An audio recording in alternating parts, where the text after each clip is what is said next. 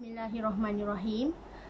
Assalamualaikum warahmatullahi wabarakatuh. Selamat Hari Khamis kepada semua rakan serta follower FB Soleha Mat Taha. Okey, Soleha doakan agar anda semua dalam keadaan sihat walafiat, sentiasa tenang-tenang, sentiasa bersemangat, sentiasa ceria. Sempena kita nak menyambut bulan Ramadan pada esok hari, insya-Allah. Marilah kita sama-sama bersihkan hati, betulkan hati, buang rasa benci dan iri hati kepada orang lain supaya rezeki mudah masuk ke dalam kehidupan kita, insya-Allah. Okey, ada siapa sekarang yang join FB Live Soleha? Boleh tolong share tak? Boleh tolong share dan kongsikan link FB Live Soleha pada hari ini supaya lebih ramai yang akan dapat manfaat daripada perkongsian ilmu yang berkat, insya-Allah. Okey, hari ini merupakan hari yang ke-191 perkongsian ilmu daripada Soleha. Alhamdulillah, summa alhamdulillah. Okey, sebelum tu kita mulakan sharing ilmu kita pada hari ini dengan selawat dan juga doa, insya-Allah, kerana dengan selawat terdapat banyak sangat keberkatan daripada Allah Subhanahu Wa Taala. Allahumma salli ala Sayyidina Muhammad wa ala alihi Muhammad. Allahumma salli ala Sayyidina Muhammad wa ala alihi Muhammad. Allahumma salli ala Sayyidina Muhammad wa ala alihi Muhammad. Bismillahirrahmanirrahim. Allahumma aftah alaina hikmataka wa ansyur alaina min khazaini rahmatika ya arhamar rahimin. Rabbi syrahli sadri wa yassirli amri wahlul 'uqdatan min lisani yafqahu qawli. Amin ya Allah ya mujib. Hai, ada siapa boleh tolong kongsikan Soleha punya live pada masa ini? Jom kongsikan laju-laju. Hai Ida, hai Kak Yana, hai Indah, hai Kak Kudia. Semua ejen Soleha ni yang tengok. Thank you sebab support dan sudi join live Soleha. Okey, tajuk live Soleha hari ni adalah serahkan saja. Apa yang kita nak serahkan tu sebenarnya? Okey, mari kita sama-sama take note dan ambil perhatian tentang apa yang Soleha nak sharekan sebentar lagi. Kalau kita ada masalah, kalau kita tiba-tiba dilanda ujian, contohlah pada masa ni di waktu PKP, tiba-tiba kita rasa duit kita semakin susut, kita rasa duit kita semakin kering. So tiba-tiba kita rasa apa nak buat ni, dengan waktu nak masuk bulan Ramadan ni banyak barang keperluan dah habis. Okey, tenang, relax dan senyum. Jangan gelabah, jangan merungut-rungut. Apa kata kita gunakan konsep serahkan saja. Serahkan segala urusan rezeki kita kepada Allah Subhanahu Wa Taala, insya-Allah. Kalau kita ada dalam kesusahan, kita dalam kesulitan, kita dalam apa saja perkara yang membuatkan kita resah gelisah, apa kita tenang dan berbaliklah kepada Allah Subhanahu Wa Taala. Serahkan urusan harian kita, serahkan urusan rezeki kita kepada Allahu ya Bari. Awali hari kita dengan zikrullah kepada Allah, ya Bari, ya Bari, ya Bari, dan kita ulanglah. Kita ulang berulang kali, banyak kali, sampailah hati kita rasa tenang, hati kita rasa lapang. Sebabnya soalan nak kongsikan 5 rezeki akan datang kepada 5 orang yang berikut, dan rezeki tak akan datang kepada 5 orang yang berikut. So apa dia 5 dan 5 itu adalah rezeki. Yang pertama, rezeki akan datang kepada orang yang berusaha. Man jada wajada wa man zara'a hasada. Okey, so rezeki akan datang kepada mereka yang berusaha. Berusaha macam mana tu? Of course lah, kita berusaha dengan bertawakal kepada Allah. Kita tingkatkan marketing langit kita. Kita banyakkan buat solat sunat, solat sunat hajat, solat sunat taubat, solat sunat tahajud. So segala solat sunat ni akan dapat membersihkan hati kita, akan dapat memberikan kita jiwa yang tenang. Sebab tu ada satu ayat daripada firman Allah Subhanahu Wa Taala, wasta'inu bis sabri was salah. Memohon pertolonganlah kamu kepada Allah dengan cara solat dan sabar. Dua perkara ni kalau kita ada masalah, kita tengah buntu, kita tengah stres, kita tengah dalam kesusahan, buatlah dua perkara ni, iaitu solat dan sabar. Jangan kita tinggalkan 2S ni. Kalau kita tinggalkan 2S ni, kita akan terus serabut, kita akan terus diganggu dengan masalah-masalah seperti ini dan tak ada penyelesaiannya. Apa kata kita jadi seorang yang bijak, be the best problem solver. Kalau kita ada masalah rezeki, serahkan sahaja urusan ini kepada Allah. Sebab Allah yang mengurus rezeki hamba-Nya. So, kenapa kita nak risau hal rezeki yang bukan di tangan kita? Allah suruh kita berusaha, Allah suruh kita bertawakal, lillahi ta'ala. Di sinilah Allah nak tengok setakat mana konsep kita berserah kepada Allah, setakat mana kita mampu untuk berusaha untuk menarik perhatian Allah dengan meningkatkan marketing langit kita. Marketing langit kita lagi-lagi nak masuk bulan Ramadan esok insya-Allah, lagilah kita nak gandakan amalan kita, lagilah kita nak gandakan amalan kita lebih banyak daripada hari kebiasaan. Contohnya hari ni kalau kita mengaji 2 muka surat, apa kata masuk bulan Ramadan je kita gandakan satu hari nak habiskan 1 juzuk Al-Quran. Subhanallah. Maka inilah nikmat Allah yang patut kita tak perlu nak dustakan lagi. Allah beri rezeki kepada kita, kepada mereka yang berusaha tanpa henti. Manjadda wajada. Faham konsep ini. Kalau kita faham konsep siapa usaha dia dapat, insya-Allah Allah bagi. Sebab tu kalau orang yang tak usaha, Allah tak bagi. Sebab dia tak usaha. Manjadda wajada wa man zara'a hasada. Inilah orang yang berusaha je pasti Allah bagi. Dan siapa usaha lebih, pasti dia dapat lebih. Itu je sifir untuk rezeki ini. Kalau kita usaha lebih baik, Allah bagi lebih baik lah. Kalau kita buat apa yang Allah suka, Allah akan berikan kita apa yang kita nak lah. Macam tu je lah kaitannya. Okey, tu yang pertama. Yang kedua, rezeki akan datang kepada mereka yang bertawakal. Adakah kita faham maksud konsep tawakal yang sebenarnya dalam Islam? Islam mengajar kita konsep tawakal yang kita kena pegang sungguh-sungguh. Especially kepada mereka yang merupakan ahli bisnes, iaitu orang yang berniaga. Dia tak ada slip gaji. Dia tak ada gaji yang tetap. Setiap hari income dan sales dia pasti akan berbeza-beza. Hari ni banyak, esok sikit, lusa banyak lagi. So, kat mana kita nak serahkan kita punya hati, kita nak serahkan kita punya kebergantungan kepada Allah 100% adalah dengan cara kita bertawakal dan serahkan sepenuh hati kita. Lepas kita dah usaha, kita serahkan dan tawakal lillahi ta'ala. Jangan kita anggap konsep tawakal ni kita tak nak berusaha.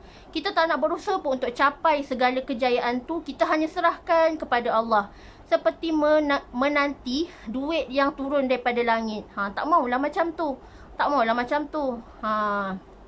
So, kalau kita nak rezeki yang melimpah ruah, rezeki yang berkat, rezeki yang berganda-ganda, kebanjiran rezeki yang teramat sangat, kita buat.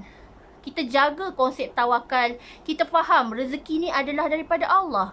Allah adalah pemilik mutlak kepada seluruh rezeki yang ada di muka bumi ini. Kalau kita faham konsep rezeki, kalau kita faham konsep tawakal, insya-Allah kita akan dapat apa yang kita minta. Doa kita akan mudah Allah makbulkan dengan secepat mungkin dan tepat pada masanya. Dan ingat, kena ingat konsep ni. Allah bagi manusia, Allah makbulkan doa manusia tepat pada masanya. Allah bagi apa yang kita perlu. Allah tak bagi apa yang kita nak. Kadang-kadang apa yang kita nak tu tak penting pun sebenarnya. Tapi Allah bagi mengikut apa keperluan kita yang sangat kita perlukan. Itulah yang Allah bagi. Sebab Allah maha mengetahui. Allah maha adil. Allah maha bijaksana. Okey, tu yang kedua. Yang ketiga, rezeki akan datang kepada mereka yang beristighfar. Kenapa? Apa kaitan istighfar dengan rezeki yang banyak? Okey, kalau kita beristighfar setiap hari, astaghfirullahalazim. Maksud astaghfirullahalazim tu adalah aku memohon keampunan kepadamu ya Allah yang Maha Agung. So, setiap kali kita beristighfar, setiap kalilah itu titik-titik hitam dekat hati kita akan berguguran satu persatu. InsyaAllah akan semakin pudar, akan semakin pudar. Sebab itulah bila dah makin pudar, hati kita akan semakin bersih, hati kita akan semakin jernih dan hilang sedikit demi sedikit dosa. So bila dosa kita dah semakin pudar, dah semakin hilang, sebab itulah kaitannya rezeki akan masuk dengan sangat mudah dalam kehidupan kita. Ini adalah konsep rezeki. Kalau kita jaga hati, kita mempunyai sekeping hati yang suci, kita mempunyai sekeping hati yang tulus murni, tak ada iri hati dengan orang, tak ada dengki dan khianat, tak ada dendam kesumat, hati kita bersih, hati kita lapang, hati kita penuh dengan rasa cinta dan kasih sayang sesama makhluk dan Allah, insya-Allah itulah rezeki akan datang kepada mereka yang beristighfar. So lazimilah istighfar. Kalau kita tak biasa nak beristighfar 1000 kali sehari, apa kata kita mulakan bagi yang newbies, mulakan satu hari, cubalah beristighfar 100 kali dahulu. And then esoknya kita up kepada 200 kali. Lusa kita up 500 kali. And then jangan kita rasa berat untuk melakukan suruhan Allah ni. Jangan kita rasa berat. Sebab nak istiqomah ni kita kena step by step, slow insya-Allah. Buat sikit tak apa. Buat sikit tak apa, jangan risau. Yang penting kita ada konsisten dan kita tetap pendirian kita untuk jaga istiqomah dalam beribadah. Waalaikumsalam Kak Fatimah. Thank you kepada semua yang sudi join live Soleha. Dan Soleha sekarang ni sedang explain dan sedang sharing tentang rezeki sukakan kepada mereka yang macam mana.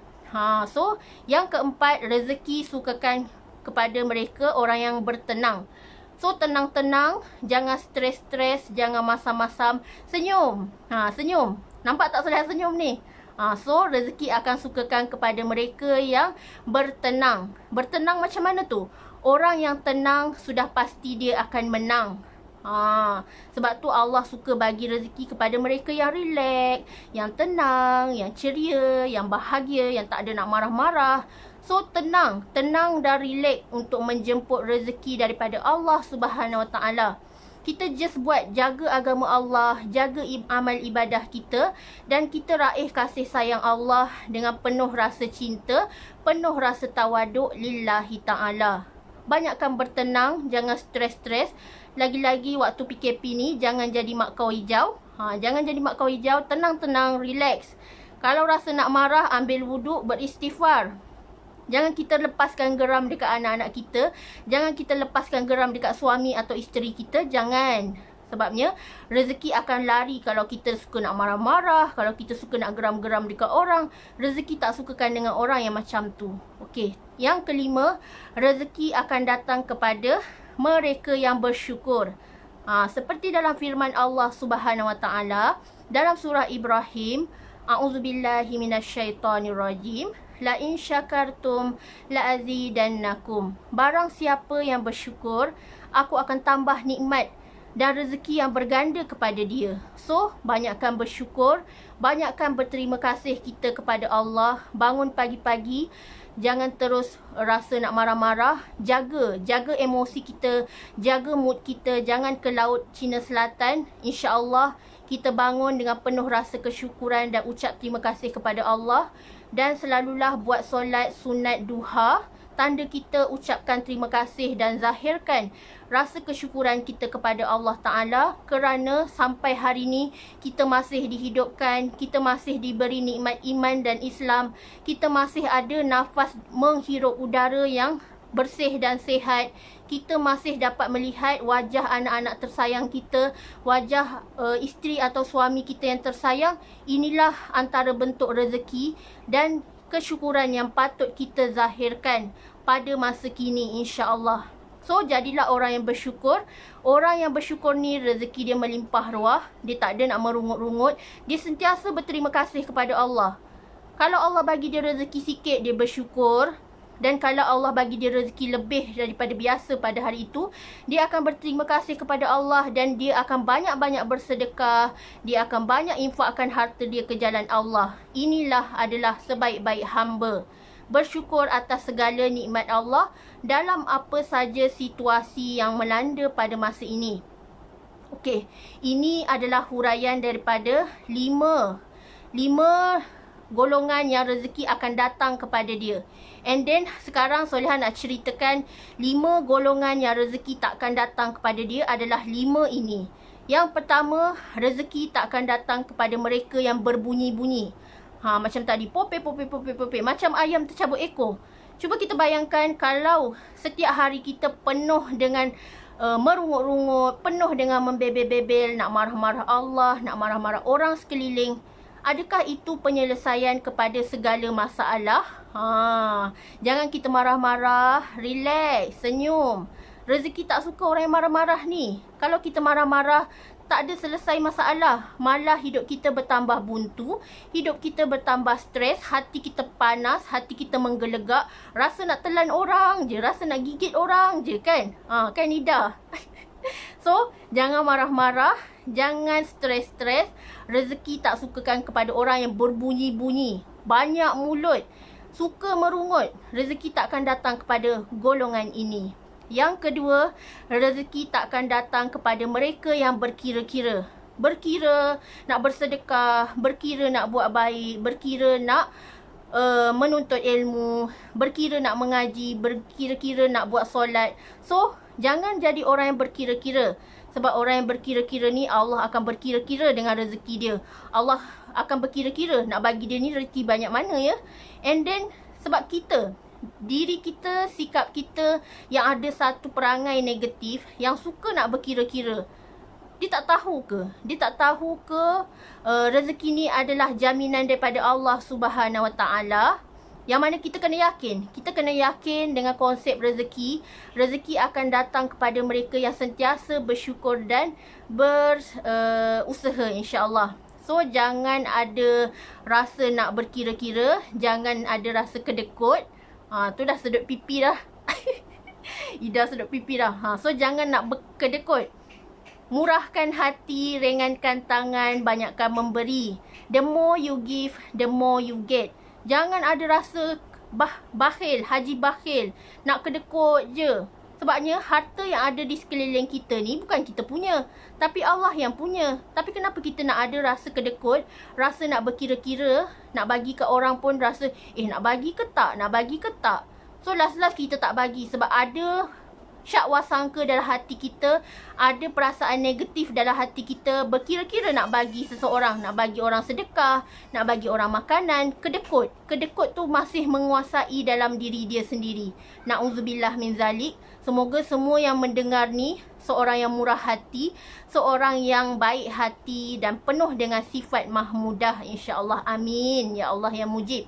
Yang ketiga, rezeki tak akan datang kepada mereka yang meminta-minta. Ni banyak sangat. Banyak sangat sekarang ni SMS minta sedekah, SMS minta bantuan. Bukan kita tak boleh bagi. Bukan. Kita sebagai seorang manusia, kena tabayun, kena siasat. Adakah dia ni scammer? Adakah dia ni memang betul dalam kesusahan? Kita tak boleh nak serahkan duit kita bulat-bulat tanpa kita siasat. Tanpa kita siasat siapa mereka, kita akan mengundang kepada lebih menggalakkan aktiviti scammer ni semakin berleluasa. So kita lah kena jadi pengguna bijak. Jangan kita rasa, kesianlah kat dia, anak dia lapar nak minum susu, kesianlah anak dia tak ada pampers. So ini adalah taktik pada masa kini. Jangan kita kata, tak apalah kalau dia nak tipu pun urusan dia dengan Allah. Tak. Pada masa kini kita tak boleh nak cakap macam tu. Sebabnya kita lah ada tanggungjawab dan kesedaran dalam diri kita untuk banteras segala kegiatan yang tak sihat, yang tak bermoral ni. Kita lah yang kena banteras. Jangan biarkan skamer semakin berleluasa. Kononnya kita kesian tapi kita tak siasat pun siapa dia sebenarnya. Tahu-tahu ambil nombor telefon kita, minta sedekah, minta bantuan, terus bagi nombor akaun dia, nak suruh kita transfer. Yang lagi zalim, ada yang jenis memaksa. Dah lah dia meminta-minta kepada kita. Lepas tu dia marah-marah kita pula kalau kita tak nak bagi dan kita lambat balas. So nampak tak? Nampak tak perangai dan attitude orang yang meminta-minta ni? Allah takkan bagi rezeki dekat dia. Biarlah kita terima apa yang kita ada sekarang ni. Ikhlas pemberian daripada orang, bukan hasil kita meminta-minta. mendamba-damba permintaan kat orang tanpa ada rasa malu. Malu tu dah hilang dah. Perasaan malu tu dah hilang entah ke mana-mana. Sebabnya al-haya'u minal iman. Malu itu adalah sebahagian daripada iman. Kenapa engkau tak nak jaga perasaan malu ni? Engkau sesuka hati meminta-minta dekat orang, tak tahu orang lain pun sedang susah. Berusahalah. Bukannya kita tak ada tenaga, bukannya kita tak ada tangan, tak ada kaki, tak ada apa semua. Semua orang pun struggle sebenarnya. Kat sini adalah di mana konsep kita berusaha dan bertawakal kepada Allah, bukannya dengan cara meminta-minta. Yes, Allah tu maha kaya. Kenapa kita tak minta dengan Allah? Kenapa kita minta dengan makhluk? Inilah silapnya manusia.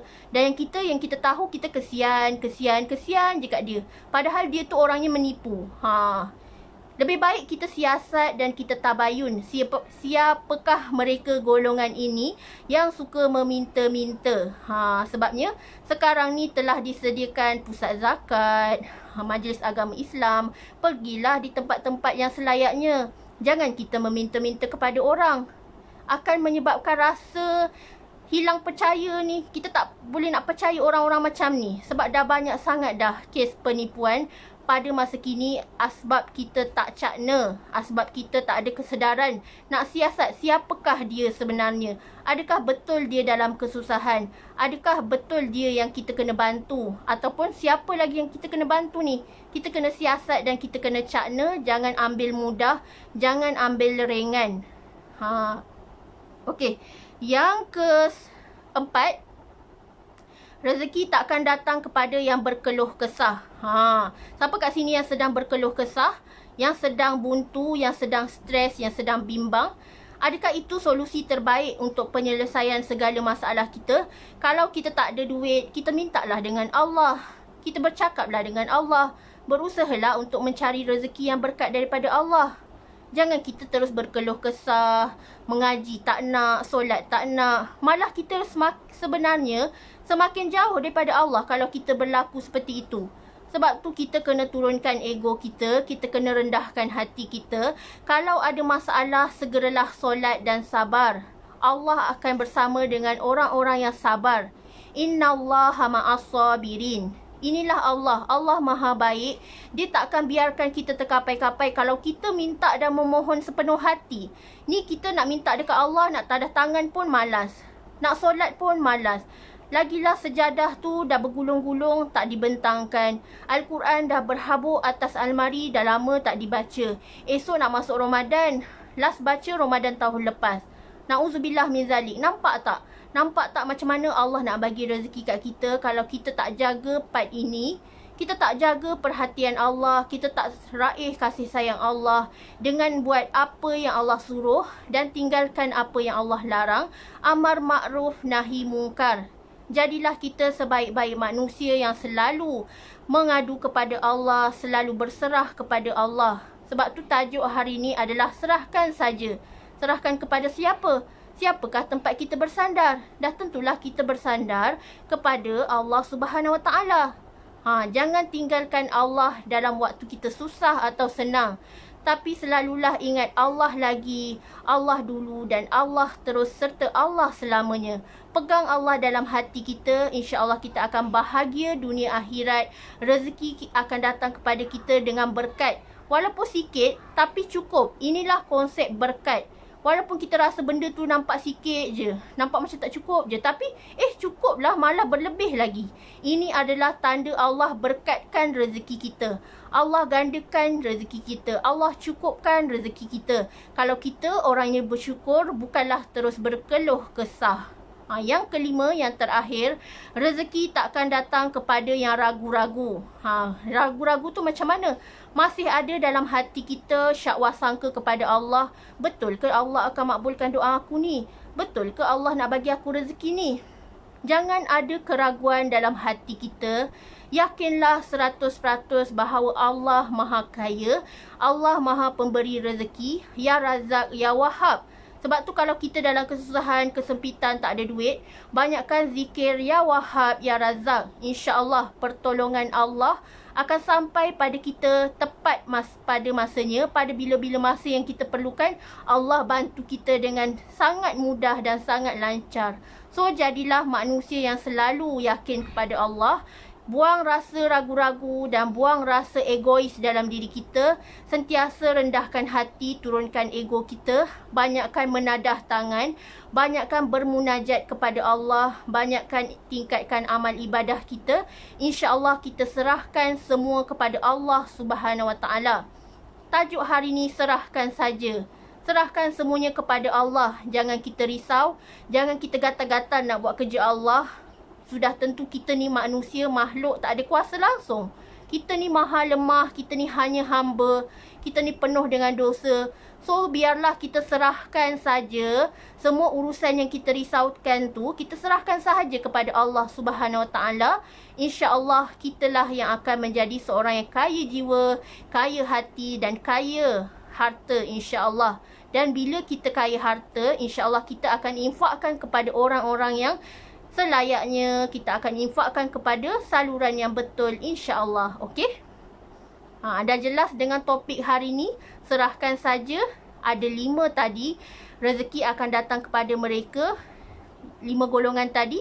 Dan rezeki tak akan datang kepada 5 mereka yang tadi tu. 5 tadi.